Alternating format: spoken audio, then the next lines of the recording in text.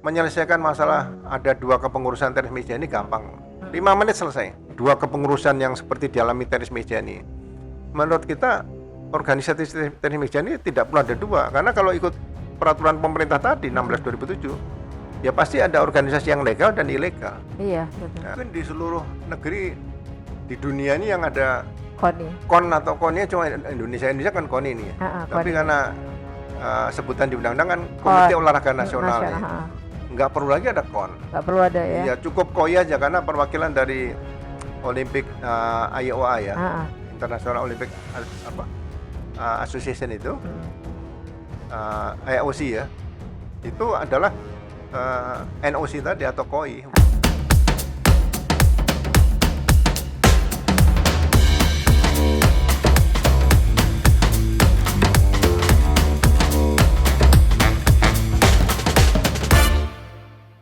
Assalamualaikum Sobat Freedom, kembali kita ke acara Freedom Talk. Kali ini kita coba menghadirkan Pak Ugro Seno, Ketua Pengurus Pusat ya, PP ya Pak ya, PP PTMSI gitu. Ini agak di luar kelaziman nih Pak Ugro. Biasanya kalau polisi kan mimpin bola voli ya Pak ya. Tapi Pak Ugro milih jalan yang lain. Dan itu udah cukup lama. Selamat siang Pak Ugro. Selamat siang. Jadi kita mulai mau bincang dari apa dulu nih Pak Ugro nih kira-kira? Ya, saya bincang dari peraturan atau undang-undang yang ada dulu undang-undangnya dulu, karena tentang olahraga. Ini berarti Pak Ugro di tenis meja dari tahun Saya waktu itu masih Wakapolri, dia dikukuhkan, dipilih secara aklamasi tanggal 31 Oktober berdasarkan Musyawarah Nasional Luar Biasa PTMSI di Jakarta. Jadi 31 Oktober 2013. Oh 2013 ya. Dan Pak Ugro tuh termasuk yang nggak setuju ya kalau dibilang tenis meja itu ada dualisme tuh. Iya. Gimana coba jelasin? Ya, jadi gini, saya sinyalir lah, sinyalemen saya. Banyak pejabat misalnya kayak KONI pusat itu ya. Saya tahu itu kawan saya juga lah, mantan kepala BIN. Dan pas pampres lagi kan, jabatan yang sangat mengerikan gitu loh. Tapi kelihatannya dia undang-undang tentang sistem keluarga nasional nomor 3 tahun 2005 yang sekarang sudah dirubah menjadi undang-undang 11 tahun 2022. Dia nggak pernah baca. Nah, kemudian, jadi duduk-duduk aja gitu ya. Ya, duduk jadi ketua KONI keliling Indonesia aja. Ya kan, nanti ada PON kira-kira turun. Itu contohnya. Kemudian peraturan pemerintah nomor 16 tahun 2007. Itu kemudian tidak baca. Padahal kalau itu dibaca semua, itu dualisme, ada muncul dua kepengurusan itu tidak akan pernah terjadi. Nggak mungkin terjadi. Ya, karena syarat untuk menjadi induk organisasi cabang olahraga di Indonesia itu sudah ditulis di Peraturan Pemerintah Nomor 16 Tahun 2007 tentang penyelenggaraan keolahragaan, pasal 47. Itu jelas. Kalau mau dihormati udah dilaksanakan udah jelas gitu. Tapi ini justru dilanggar oleh KONI sendiri gitu aja. Repot ya kalau KONI-nya. Iya, jadi kemudian Pak Menpora kan baru misalnya. Di Kemenpora tuh ada deputi 4 sama asisten deputi ya. Itu yang harusnya juga menguasai, tapi kadang-kadang ya karena kesibukan ya. Mungkin Menpora dapat masukan yang kurang pas seperti itu, sehingga ya kondisi dua kepengurusan yang seperti dialami tenis meja ini, menurut kita organisasi tenis meja ini tidak perlu ada dua, karena kalau ikut peraturan pemerintah tadi 16/2007 ya pasti ada organisasi yang legal dan ilegal. Iya, betul. Nah, tapi sekarang yang ilegal malah dilegalkan sama KONI pusat. Nah, orang dipikir ini dualisme kepemimpinan, beda. Kalau dualisme kepemimpinan itu juga bisa diselesaikan didasarkan PP nomor 16 tahun 2007. Itu semuanya ada di situ. Tapi kalau dua kepengurusan itu tidak boleh terjadi. Nggak mungkin ada badan hukum yang sama untuk dua organisasi, nggak mungkin. Iya, betul. Gitu. Jadi kemarin kan kayaknya saya sempat baca ya, Bapak sempat ketemu Menpora gitu juga kan? Iya. Itu gimana tuh Pak bahasannya? Ya begini, jadi ya kembali bahwa atlet tenis meja itu sudah 2 kali SEA Games tidak berangkat. Iya. Karena? Ya kan, SEA Games ke Filipina dan Vietnam. Itu karena ya para pejabat kita ya mau menteri, kalau KOI sih nggak ada masalah. KOI sering dialog sama kita ya. KOI KOI nguasai lah kelihatannya. Hmm. Orang-orang KOI itu kan timnya banyak, pinter-pinter lah. Nah, KONI-nya juga menurut saya tidak nguasai. Orang KONI di situ yang lama-lama tuh ya nyaman aja hidupnya, tapi nggak mau tahu tentang olahraga. Sehingga atlet kita yang sudah kita siapkan tiba-tiba kebijakan yang nggak jelas karena masih dualisme apa nggak ada dualisme. Iya, betul. Tidak berangkat gitu aja. Nah, ini kan membunuh mimpi atlet-atlet tenis Iya, meja yang sudah siap, sudah dilatih oleh pelatih Korea dan sebagainya. Mereka selalu kecewa. Nah, Menpora yang baru berusaha untuk melihat tadi, memanggil saya, ditakan, Pak Ugo gimana? Ini mau urusan organisasi dulu atau atlet? Saya bilang, Pak Menteri, yang penting atlet berangkat dulu. SEA Games nih ya kemarin Kamboja Iya, ya, Pak. Kamboja. Tapi juga masih diganggu sama KONI pusat. Oh enggak, ini yang harus berangkat juga dari pihak yang ilegal tadi. Padahal ini sudah entry by name sampai ke panitia di Kamboja di sana, Kamsok. Ya.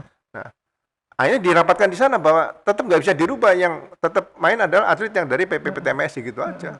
Nah, kita kan malu di internasional aja rasanya kok pejabat-pejabat kita terutama kayak KONI pusat itu memaksakan ya kehendaknya sendiri seperti itulah. Sebenarnya jadi gimana Pak? Sebenarnya KONI pusat itu fungsinya harusnya apa sih Pak, batasannya gitu?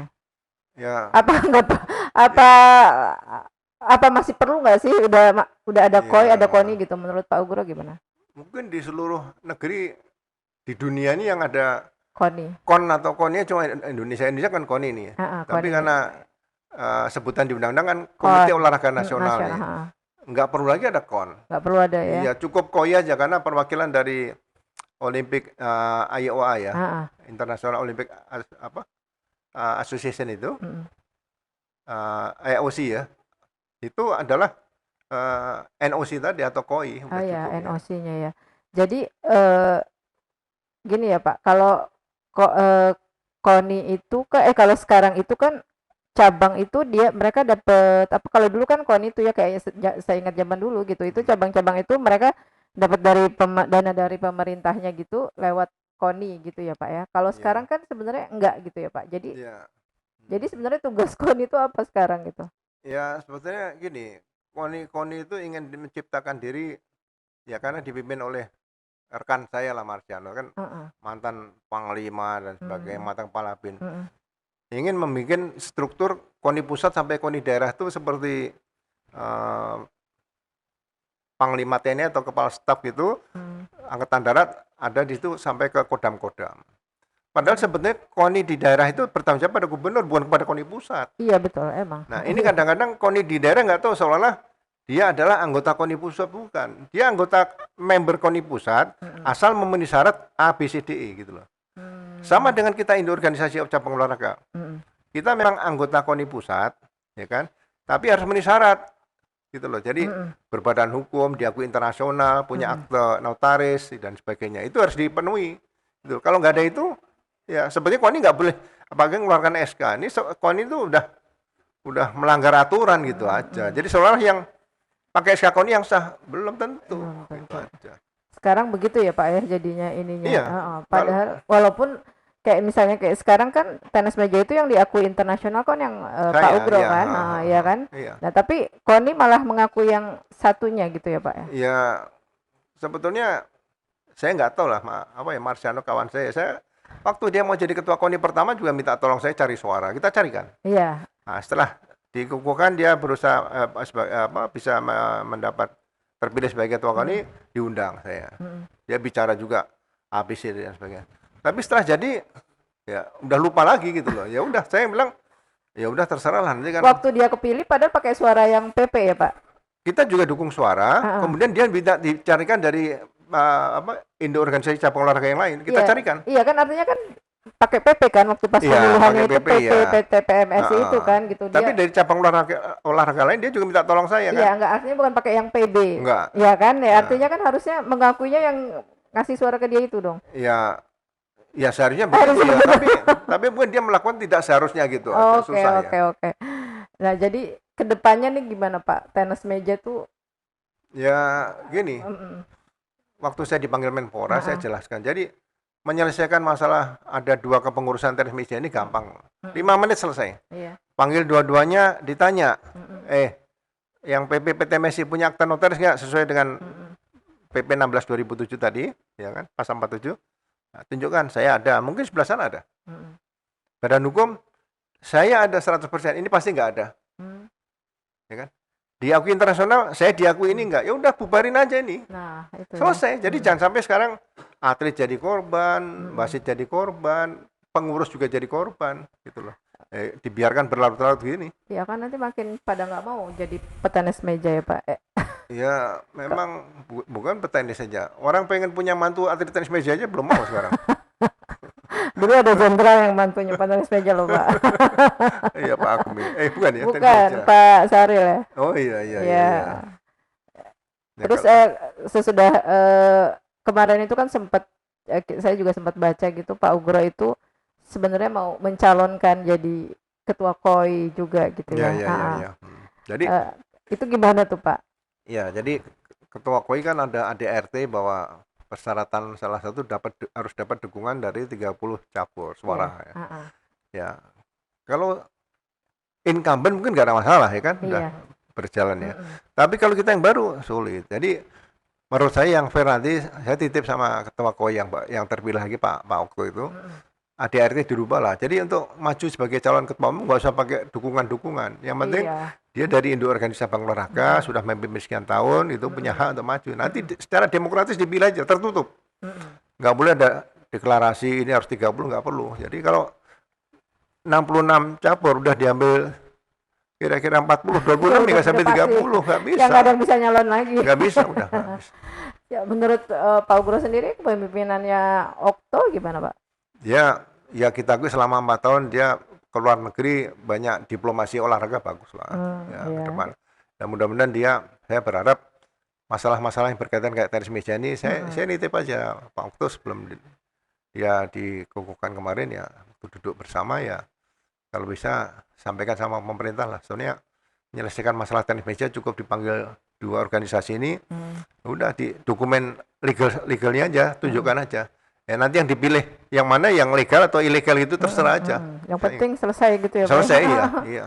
Kalau di ini saya ingat Pak berapa puluh tahun yang lalu mungkin ya tenis meja itu kan sebenarnya salah satu pabriknya itu kan di PTM Surya Gudang Garam. Oh iya, gitu. iya, Itu iya. kan memang tuh dari situ ya. Bahkan kayaknya tuh kalau di Kediri itu kalau anak-anak mereka bisa masuk ke campnya di PTM Surya itu mereka tuh jadi kayak warga Ya, kehormatan di sana lah ya. gitu. Jadi, nah itu gimana tuh Pak ya kayak sekarang nggak ada istilahnya tuh kalau dulu di Gudang Garam itu seperti kayak pelatnasnya PBSI di Cipayung gitu kan mereka Iya, iya. sepanjang tahun pelatnasnya apa gitu. Nah ya karena mungkin Gudang Garam juga dukungan dananya kuat ya gitu jadi kan memang ya bisa lahir terus lah setiap periode gitu. Nah kalau sekarang nggak ada yang backup seperti kayak gitu pembinaannya seperti apa sih Pak Iya. kalau sekarang tenis meja? Jadi gini, kalau orang melihat kenapa ada 2 kepengurusan gitu ya, contoh itu ya. Kita lihat sejak 2013 sampai 2014, saya tidak pernah dapat dana pembinaan dari pemerintah. 2013 sampai 2014. Bukan, 2013 sampai sekarang nih. Oh iya. 2023 nih. 10 tahun nanti ya. Iya, berarti Bapak jadi Gudang Garam. Iya, Dagung tapi kita semuanya. senang. Jadi kalau orang mau bikin ada 2 kepengurusan, Iya, kalau dalam rangka pembinaan prestasi atlet silakan monggo. iya. Ya kan? Jadi jangan rebut ini atletnya PP PTMSI ini PP jangan. Atlet bebas, atlet jangan diganggu. Iya. Jadi saya bikin kejuaraan di Jogja. Ya, hadiahnya 500 juta. Ya kita kan bisa punya kemampuan untuk menggalang dana dari beberapa perusahaan ya. Iya. Nah, saya berharap pihak sebelah nanti naik jadi 1M. Mereka bikin juga gitu. Iya, harusnya 1M kasih 500 juta kan. Nah, nanti saya tahun berikutnya saya bikin 2M. Nah, dia nanti 4M. Kalau itu saya seneng malah. Lebih atlet lebih tertarik ke situ kan. Jadi kalau sekarang apa yang mau direbutkan nggak ada gitu loh. Mereka yang di PB juga nggak bikin apa-apa. Ya bikinnya acaranya ikut-ikut kegiatan yang nggak jelas gitu aja. Iya. Gitu aja. Jadi sekarang nih Pak Ugro masih jalan nih Jalan kita, kejuaraan ya, itu. saya pengalaman selama hampir 10 tahun ini, bagaimana cara menjaring potensi atlet-atlet yang potensial kira-kira ke depan. Nah, saya rencanakan ada namanya sirkuit tes meja. Oh, sirkuit Jadi ada ya. ya kita akan libatkan klub. Jadi klub itu bukan hanya perkumpulan orang ada satu atlet ada meja kemudian jadi klub. Nah, klub nanti ya bisa ciptakan atlet ikut sirkuit tadi.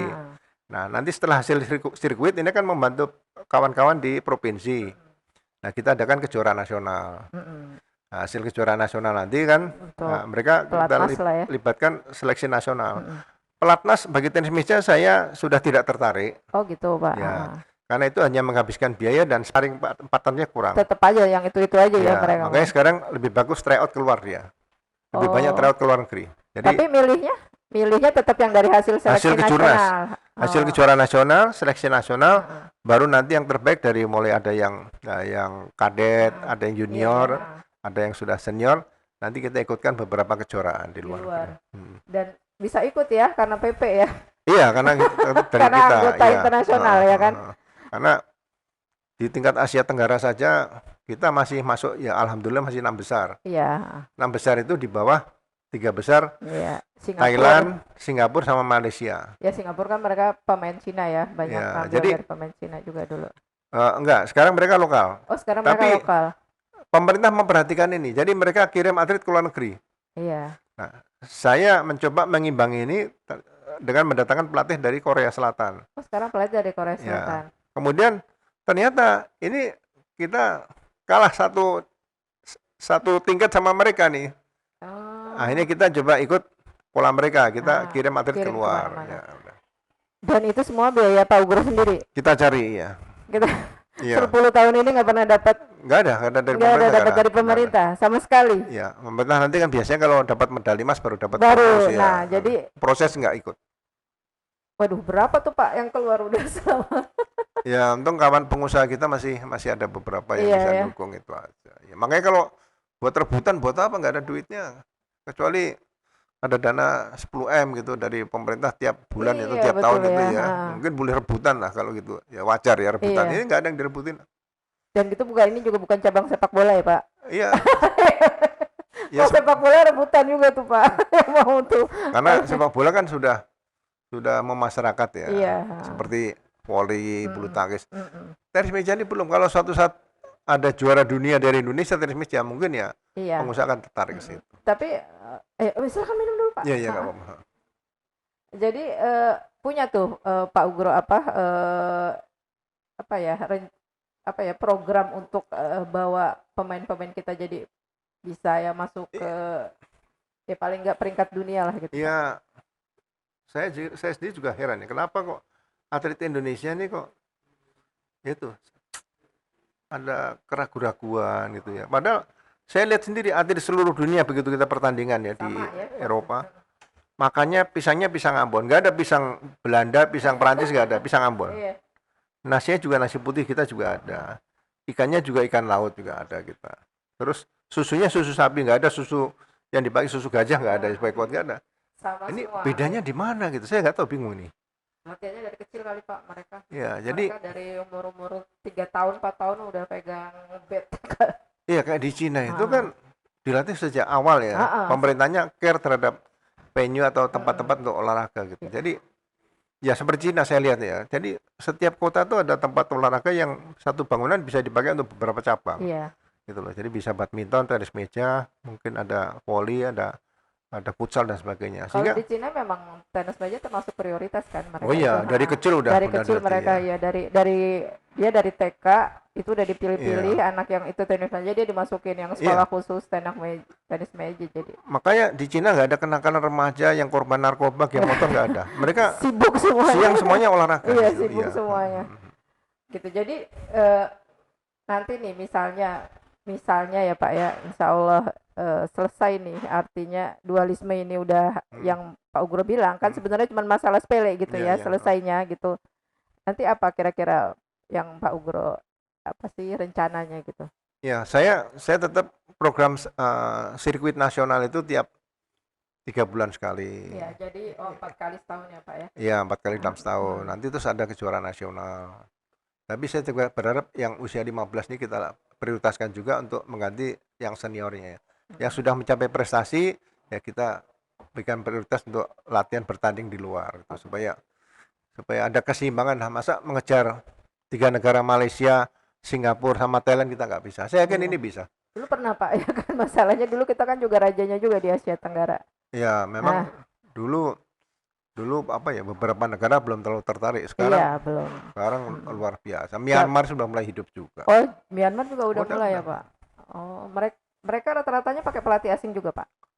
Myanmar belum. Yang pakai pelatih asing itu saya lihat hampir nggak ada. Sekarang mereka lebih bagus kirim atlet Iya, keluar. oke untuk Ya, jam terbangnya aja ya yang terus iya, ditambah. kemarin.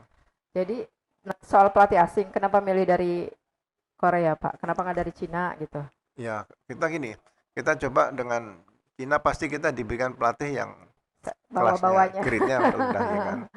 Kemudian ya, Jepang ya kemungkinan kecil. Nah, salah satu kita ambil Korea Selatan. Gitu. Nah, setelah pelatih Korea Selatan kita datangkan, pelatih Korea bingung lihat atlet Indonesia nih tenis meja. Kenapa Pak? Ini Indonesia nih ngambil gaya mana nih? Gaya Asia enggak? Nggak.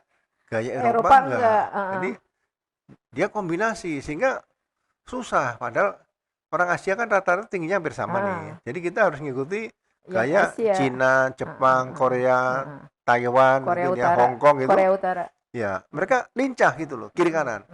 Kalau atlet Eropa, Enggak. dia kan tinggi nih, gerakannya nggak lincah gitu. Cuma ditahan di depan meja gitu loh, gitu aja.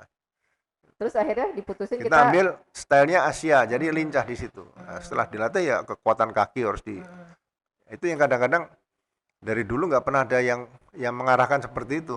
Nah, mudah-mudahan ilmu dari Korea Selatan nanti bisa dikembangkan oleh beberapa pelatih yang ikut-ikut membantu latihan waktu Iya tuh Pak, kemarin. kurang exposure tuh kalau ternyata tenis meja kita pakai pelatih asing loh.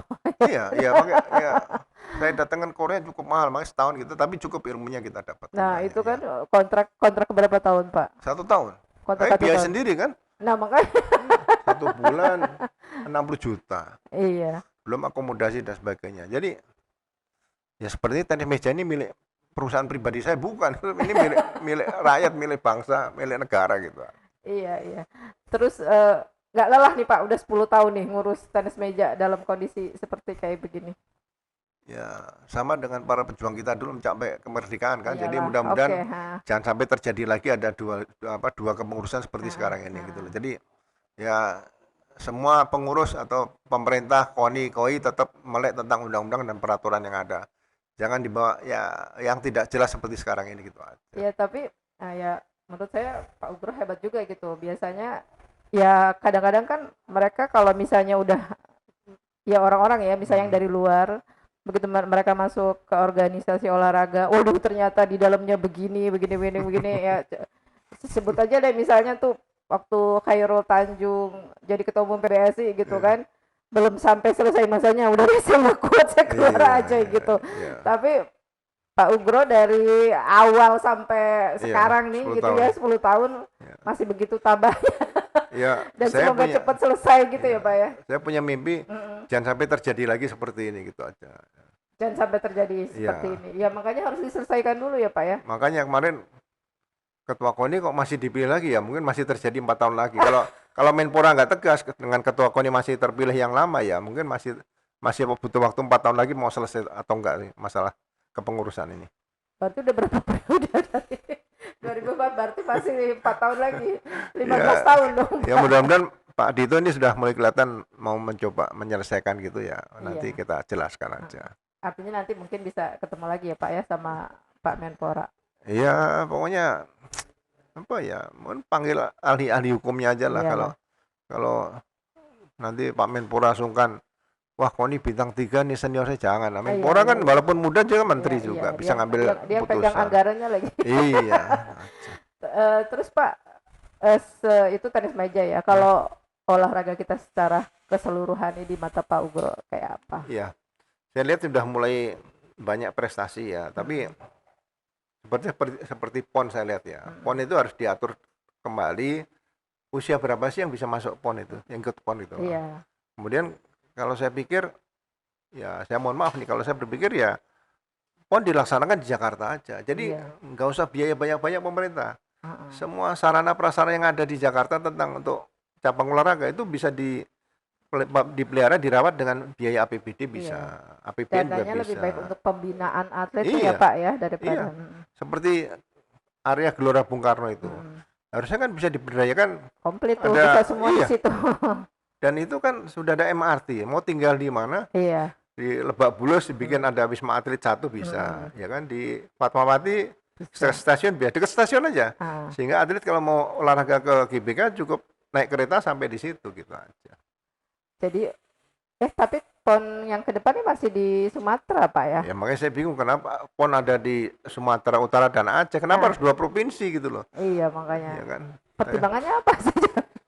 Ya mungkin saya nggak tahu nih, ya KONI saya pikir banyak jenderal-jenderal ahli strategis itu kan, banyak senior saya juga banyak. Kenapa berpikirnya kok seperti itu kan, duit rakyat jangan dihambur-hamburkan seperti itulah. Iya betul. Ya kembalikan saja, kalau misalnya Sumatera Utara kurang venue ini ada di Aceh, ya udah dengan pengalaman PON yang beberapa kota tadi, taruh Jakarta saja, sehingga masyarakat seluruh Indonesia bisa menikmati hasil pembangunan di Jakarta seperti itu. Ya terakhir kali ya Pak, kemarin kayaknya saya lihat Pak Ugro yang ngasih apa ya pernyataan duka cita juga tuh meninggalnya siapa David Oh, Yakob ya. David Jacob ya. Itu akhir kasusnya gimana sih Pak? Ya, saya hanya dengar bahwa David Jacob ini ya mohon maaf, kita doakan ya mudah-mudahan meninggal dengan tenang ya. Tapi sebetulnya seorang yang difabel seperti David Jacob ini harus tetap ada pendamping lah. Kalau dia kemana-mana gitu maksudnya Iya, Pak. entah pemerintah siapkan dana, entah istrinya, entah anaknya, entah adiknya, atau orang lain dampingnya harus ada. Jadi kalau dia mau bertugas gitu ya maksudnya iya, bertugas.